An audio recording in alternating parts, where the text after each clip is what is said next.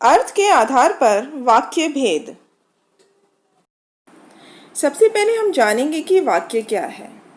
जिस शब्द समूह से वक्ता का आशय व्यक्त होता है वह वाक्य कहलाता है। उदाहरण के तौर पर, राम ने धर्म की स्थापना की।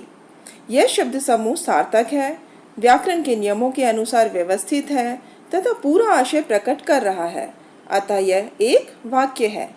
तो हम परिभाषा के तौर पर हम कह सकते हैं, ऐसा सार्थक शब्द समूह जो व्यवस्थित हो तथा पूरा आशय प्रकट कर सके वाक्य कहलाता है। अब हम वाक्य के अंग के बारे में जानेंगे। वाक्य के दो अंग होते हैं, पहला उद्देश्य और दूसरा विधेय। वाक्य में जिसके विषय में कहा जाता है उसे उद्देश्य कहते हैं और वाक्य में उद्देश्य के विषय में जो कुछ कहा जाता है उसे विधेय कहते हैं। जैसे मूरत ने मंदिर जाना छोड़ दिया। इस वाक्य में मूरत ने उद्देश्य है और मंदिर जाना छोड़ दिया उद्देश्य अर्थात मूरत के बारे में कहा गया है, इसलिए यह विधेय है। वाक्य के भेद। सामान्यतः दो दृष्टियों से वाक्यों के भेद किए जाते हैं, पहला अर्थ के आधार पर और दूसरा रचना के आधार पर। अर्थ के आधार पर वाक्य के 8 भेद किए गए हैं और रचना के आधार पर 3 भेद किए गए हैं।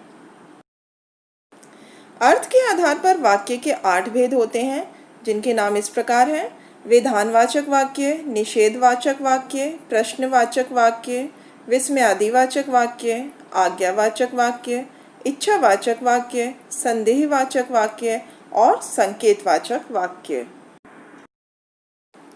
विधानवाचक वाक्य। जिन वाक्यों से बात या कार्य के होने का ज्ञान हो उन्हें विधानवाचक वाक्य कहते हैं। जैसे बॉब जिमी की प्रतीक्षा कर रहा था, सूर्य पश्चिम में अस्त होता है, जनता ने नेताजी का स्वागत किया। इन वाक्यों में किसी के अस्तित्व का बोध होता है।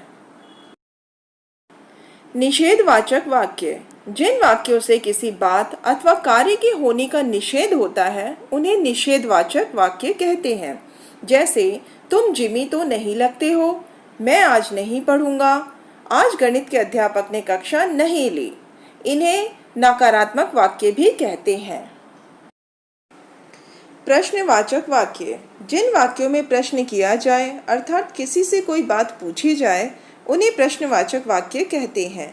जैसे क्या तुम खेलोगी, तुम पढ़ने कब जाओगे, तुम्हारा क्या नाम है। तो इस प्रकार इन वाक्यों में सिर्फ प्रश्न पूछे जाते हैं और प्रश्नवाचक चिन्ह का प्रयोग किया जाता है। विस्मयादिवाचक वाक्य। जिन वाक्यों से आश्चर्य, हर्ष, शोक, घृणा आदि के भाव व्यक्त हों उन्हें विस्मयादिवाचक वाक्य कहते हैं। जैसे अरे इतनी लंबी रेलगाड़ी, ओह बड़ा जुल्म हो गया, आहा कैसा सुंदर दृश्य है। इन सभी वाक्यों में विस्मयादिबोधक शब्दों के साथ विस्मयादिबोधक चिन्हों का प्रयोग किया जाता है। आज्ञावाचक वाक्य। जिन वाक्यों से आज्ञा, अनुमति, निवेदन आदि का पता चलता है उन्हें आज्ञावाचक वाक्य कहते हैं। जैसे तुम घर चले जाओ, आप सभी बैठ जाइए, अपना अपना काम करो। इन सभी वाक्यों में आज्ञा, अनुमति या निवेदन किया जा रहा है, इसलिए यह आज्ञावाचक वाक्य है। इच्छावाचक वाक्य। जिन वाक्यों से इच्छा, आशीर्वाद, शुभकामना आदि का भाव प्रकट हो उन्हें इच्छावाचक वाक्य कहते हैं। जैसे आज कहीं से पैसे मिल जाएं, ईश्वर आपकी मनोकामनाएं पूरी करे, भगवान करे सब कुशल लौटें। इन सभी वाक्यों में इच्छा, आशीर्वाद और शुभकामना का भाव प्रकट हो रहा है, अतः यह इच्छावाचक वाक्य है। संदेहवाचक वाक्य। जिन वाक्यों के द्वारा कार्य के होने के प्रति संदेह या संभावना का भाव व्यक्त होता है उन्हें संदेहवाचक वाक्य कहते हैं। जैसे संभवतः आज धूप निकलेगी, शायद वह घर चला गया होगा, वह शायद नहीं आएगा। इन सभी वाक्यों में संदेह या संभावना का भाव व्यक्त हो रहा है, अतः ये संदेहवाचक वाक्य हैं। संकेतवाचक वाक्य। जिन वाक्यों में एक बात अथवा काम का होना दूसरी बात अथवा काम के होने पर निर्भर करता है उन्हें संकेतवाचक वाक्य कहते हैं। जैसे यदि वर्षा अच्छी होती तो फसल अच्छी होती। अगर तुम मन लगाकर पढ़ते तो अवश्य प्रथम आते। आप आते तो इतनी मुसीबत ना आती। इन सभी वाक्यों में एक क्रिया दूसरी क्रिया पर निर्भर है, इसलिए ये सभी वाक्य संकेतवाचक वाक्य हैं। आइए अब कुछ उदाहरण उनके भेद के साथ देखते हैं।